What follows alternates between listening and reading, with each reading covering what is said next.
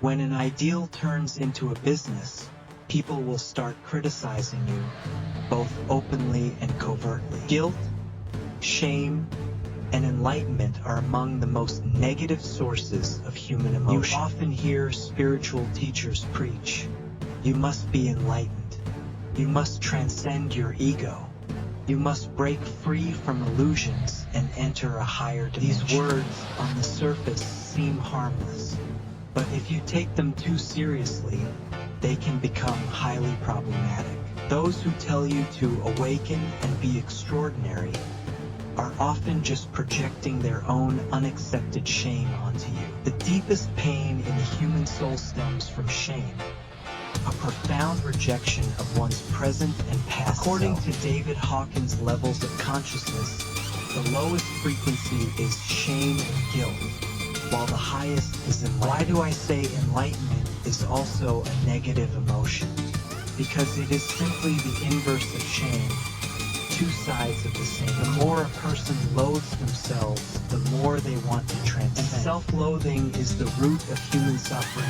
Self-loathing comes from external rejection, especially from parents. When parents project denial onto their children, the child internalizes shame and becomes hypersensitive to the judgment of the world. What we now call highly sensitive personalities, HSP. Sensitivity arises from wounds. Wounds arise from societal judgment.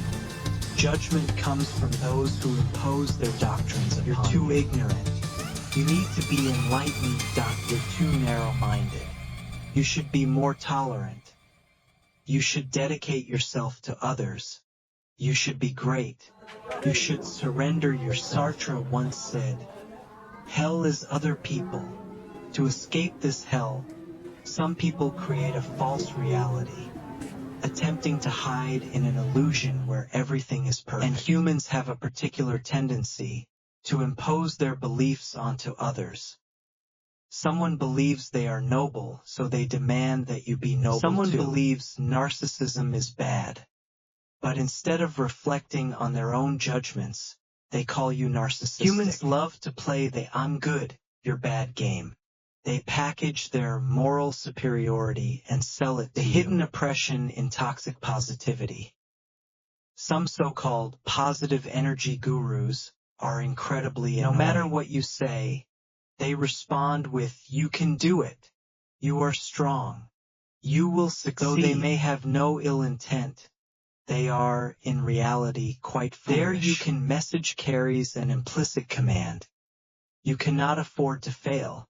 You must rise, even if it kills you. The flaw in this type of communication is that it eliminates all other options, leaving only one path: excellence, strength, and victory. This is a form of psychological coercion, imposing their vision of correctness onto you. Anyone who makes you less free is attempting to castrate your individuality. These people cannot face negativity themselves, so they project their avoidance onto you. In other words, they are too fragile to handle life's difficulties, so they construct a world where everything must be perfect and expect you to live in it. Take a well-known influencer who constantly preaches Confucian values like family, nation, and world, and wraps everything in political correctness. The issue is not what they say, but why they insist on being so correct all the time. The more someone strives to be perfectly right,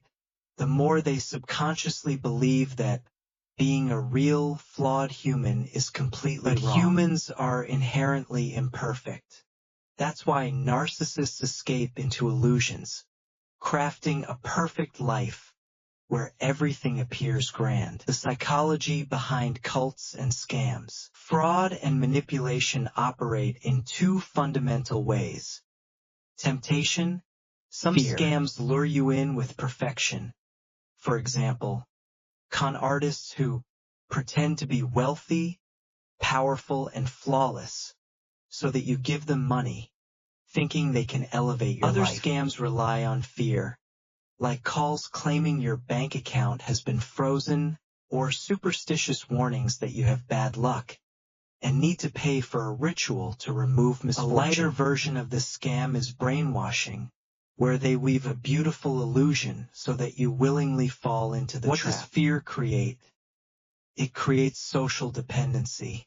Like an infant seeking its mother for protection, people under fear seek a leader. That's why cults always revolve around a charismatic master, surrounded by a crowd of lost followers who have surrendered their independent This thinking. Is why cults, scams, and extreme ideologies are so dangerous.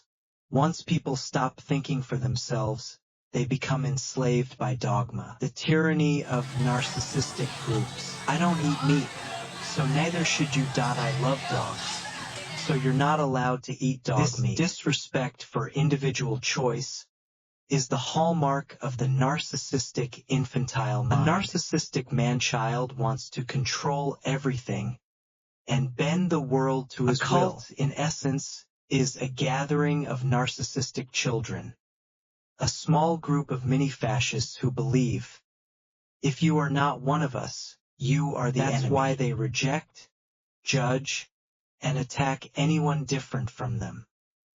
You cannot dislike my content. You must support my work, or else you are evil.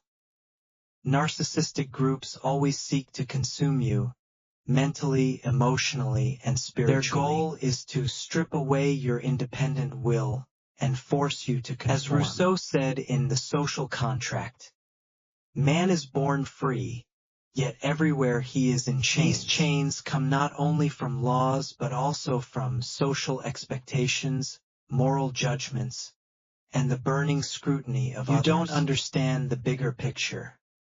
Translation: you should sacrifice yourself for our benefit. You're too rebellious.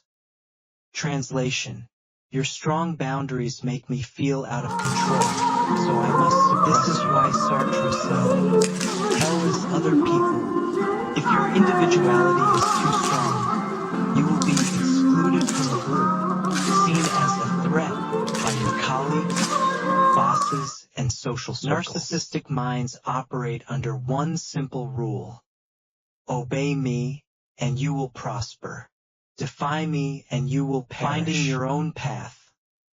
Humans have 16 fundamental needs, and social belonging is one of the strongest. Monkeys fear being alone because solitude means death in the wild. To integrate into a group, one must be judged, be evaluated, and be scrutinized. Even when no one is watching, our internalized superego still examines us. Every judgment, every evaluation is ultimately tied to societal validation, which revolves around narcissistic approval. The opposite of narcissism is authenticity. When you are real, you become calm and powerful. You no longer need to hide your flaws or compare your strengths. You simply exist as yourself. Your true value is not determined by others pushing you onto a stage, but by you carving out your own place in the world. So I ask, who do you truly want to be? Because that choice is yours alone to make. And to those who try to control, judge, and suppress,